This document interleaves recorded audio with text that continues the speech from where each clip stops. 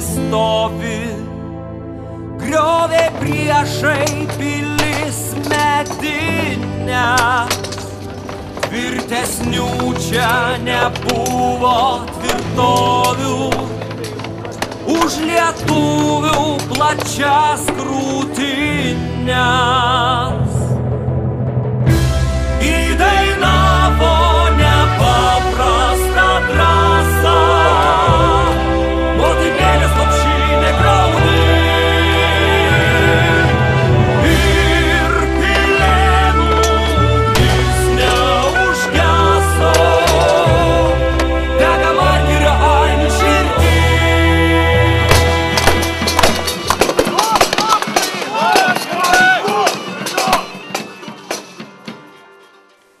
Ne viena lietuvių legenda byloja apie kovas su atėjūnais kryžiuočiais. Viena iš legendų ir šiomis dienomis įkvepianti pasididžiavimo ir savigarbos jausmus apie kunigaikštį Margirį ir drąsius pilies gynėjus Pilėnus, kurie supratę, jog nepajėgs atremti grobikų, pasirinko mirtį. Prieš 680 metų 200 kryžiuočių riterių su 6000 karių pasitelkę pagalbininkus sunaikino kunigaikščio Margirio ginamą Trapėnų žemėje esančią pilį, kurioje slėpėsi žmonės iš 4 valsčių su moterimis, vaikais ir visų turtu.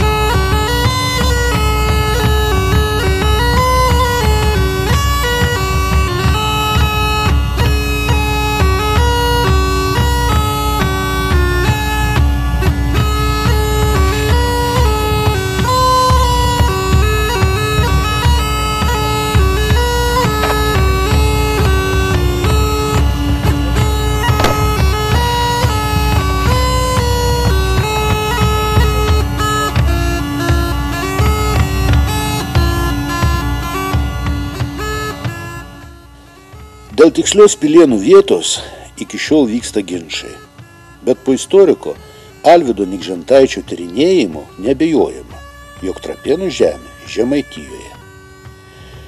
Tiksli pilies vieta iki šiol neįminta mįslė, viliojanti istorikus, kraštotyrininkus ir šiaip entuziastus, sakė istorikas Tomas Baranauskas Skaudvilyje vykusiame renginyje, skirtame paminėti Pilėnų žūties 680-asias ir 700-asias karaliaus Gedimino valdymo metines. Neabejojama, kad reikia ieškoti Žemaitijoje ir galima netgi truputį sukonkretinti tą paieškų realą, tai daugiausiai pietinė Žemaitija, ieškoma ir Raseinių rajone, ir Šilalės, šiek tiek galbūt į tą realą įeitų Tauragės rajonas. Manyčiau, kad Raseinių rajonas, nors nuo jo kaip ir prasidėjo žemaitiškosios Pilėnų lokalizacijos paieškos, yra galbūt mažiau tikėtinas, bet vienas iš tokių orientyrų yra Trepų, Trapo, Trapėnų vietovardžiai, kurių ir dabar yra dar abiejuose tuose minėtose rajonuose ir ypač daug buvo minima dar ir 16 amžiaus šaltiniuose. Vėlgi, tie vietovardžiai, kadangi paplitę nemažam plote, jie neleidžia labai sukonkretinti tos vietos. Aš manyčiau, kad remiantis ir tais vietovardžiais ir tuo, kad Margiris 1329 metais gynė daugiausia Šilalės ir šiek tiek Tauragės rajono teritorijas, būtent tame realiai labiausiai ir tikėtina būtų surasti Pilėnų pilį. Manyčiau, archeologiniai tyrimai tai iš tikrųjų toje vietoje turėtų neblogai parodyti Pilėnų vietą, nes pilis buvo visiškai sudeginta, ten daug žmonių žuvo ir archeologiniai duomenys tą patvirtino, bet aišku, archeologams reikia žinoti, kur kasti.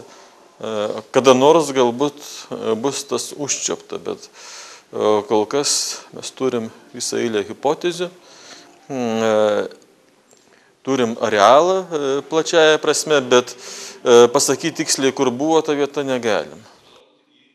Viduramžių istorijos tyrinėtojas Tomas Baranauskas pasakojo, jog Vygando Marburgiečio kronikoje rašoma, kad Pilėnus gynė daugiau kaip 4000 karių iš 4 žemių. Kryžiuočiams ir jų talkininkams apgulus pilį užvirė atkakli kova. Trumpuoju Prūsijos eiliuotojų kronika žuvusiųjų nurodo per 5000 ir priduria, jog tik nedaugeliui pavyko pasprukti. Pasak istorikų, tie skaičiai, kaip įprasta viduramžių kronikose, padidinti. Plačiausiai puolimo eigą aprašė Vygandas Marburgietis, kurio parašyta kronika neišliko. Jos turinį žinome iš 15 amžiaus ir ją 16 amžiuje plačiai panaudojusio Kasparo Šiuco kronikos. Tik šio atpasakojimo dėka sužinome pilies kunigaikščio Margirio vardą. Kaip rašo Kasparas Šiucas, ordino kariuomenė buvo ištroškusi grobio. Todėl jie visas žmogiškasias ir įmanomas jėgas sutelkė, kad užliptų ant tvirtovės sienų. Savo ruožtu lietuviai buvo pasiryžę veikiau sulaukti paskutiniosios, negu atiduoti tvirtovę ir patekti į priešo rankas, ypač dėl religijos, kurios taip nekentė. Jog lengviau jiems buvo mirti. Kasparas Šiucas rašo, lietuviai pamatė, kad negalės ilgai atsilaikyti ir kad jų įtvirtinimai bei užtvaros per nuolatinius ir nepaliaujamus puolinėjimus yra pralaužtos ir keliose vietose beveik sugriautos, uždegė didelį laužą, sumetė ten visą turtą ir mantą. Paskui išsmaugė moteris, vaikus, sumetė juos į ugnį, po to ėmė žudyti vieni kitus. Kryžiuočiai veržėsi į pilį ir stebėjo šias Pilėnų tragedijos scenas. Netgi bandė gelbėti besižudančius, nes karo belaisvė visada buvo svarbi grobio dalis. Tačiau nei vergų, nei turtų šį kartą pelnyti jiems nepavyko. Tvirtovė buvo sudeginta, sugriauta ir sulyginta su žeme.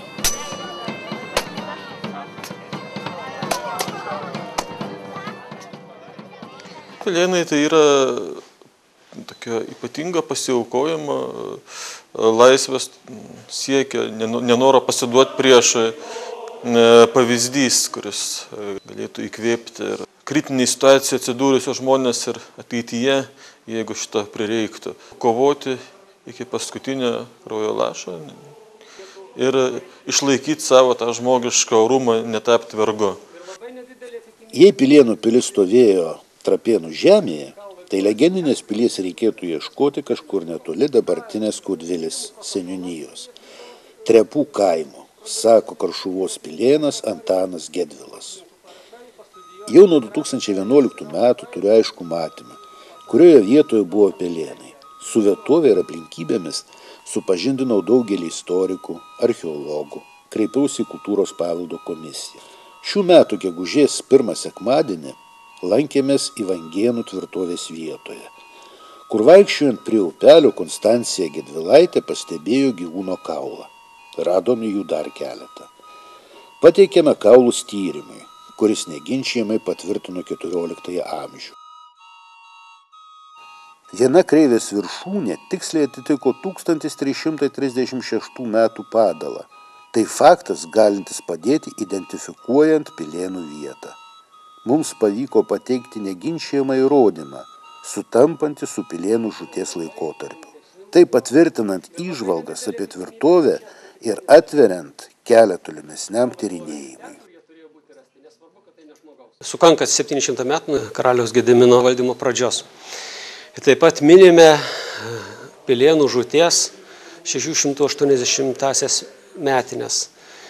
Šie įvykiai yra susiję. Kaip ir laikmetis nėra tolimas, taip ir šie įvykiai yra susiję tiesiogiai. Tai šiandieną bandome pristatyti Pilėnus ir Gediminaičių šeimos, dinastijos pradžią, kuri yra kilusi greičiausiai Karšuvo žemėse, kadangi Karšuvo žemės buvo avangardė tų įvykių, pradėjus kryžiuočių puolimą į mūsų kraštą, kai jau buvo nukariauta Prūsija, Natanga, Nadruva, Skalva, atėjo eilė Karšuvo žemė.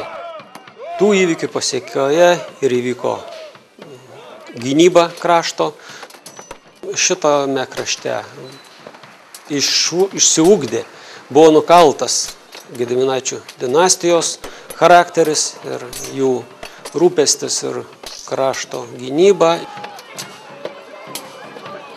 Radiniai buvo vienas iš tų paskatinimų sukviesti šį minėjimą, todėl kad yra pateikiami akivaizdūs įrodymai iš tvirtovės ir padaryti tyrimai atskleidžia, kad šito gyvūno rasti kaulai, jo žūties laikas buvo būtent 1336 metai. Nors tyrimas duoda paklaidą, bet pati viršūnė sutampa būtent su šita data. Tai turėdami tokį įrodymą, mes jau turime paneigti jį didesniais įrodymais. Šiemet, kadangi yra sukaktis ir kaip tik sutapimas yra gal paties aukščiausio valia, kad įteikia mums tokius akivaizdžius įrodymus ir tiesiog atrasti buvo ne profesionalų, ne archeologų, tiesiog išvalgios mergaitės akim buvo pastebėtas kaulas, kuris tiesiog buvo raktas iškasti dar 2 radinius, įsitikinti, kad tai yra viso gyvūno liekanos ir ištyrėme tos radinius. Ir tuo pagrindu mes šiandien teigiame, kad Pilėnai yra Ivangėnų tvirtovėje.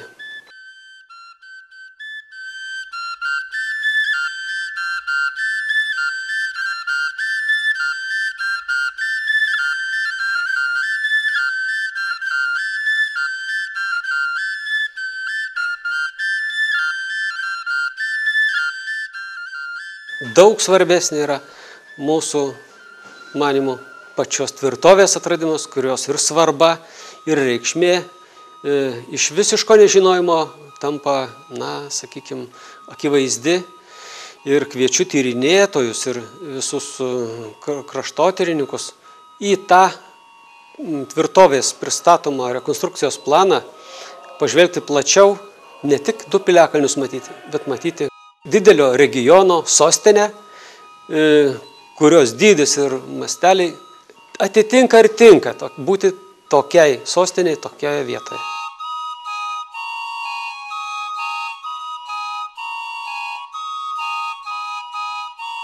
Karšuvo žemė nuo 13 amžiaus iki 14 amžiaus vidurio buvo pati įtakingiausia visoje Žemaitijoje ir greičiausiai turėjo savo administracinį centrą arba centrinę tvirtovę Ivangėnuose.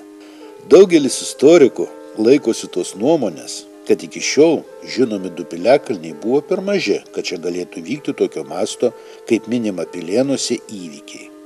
Atidesnis stebėtojas, apžiūrėdamas vietovės nuotrauką iš paukščio skrydžio, nesunkiai pastebėtų tvirtovės ribas, kurias formuoja upelių grioviai, dabar apžėlę medžiais. Nuo tvirtovės už 3 kilometrų yra gyvenvietė, buvęs polivarkas, su dvaru vadinama trepais liekanomis. Atkreiptinas dėmesys į žodžio tropen vertimą, kuris reiškia tarpupį, tarp upių.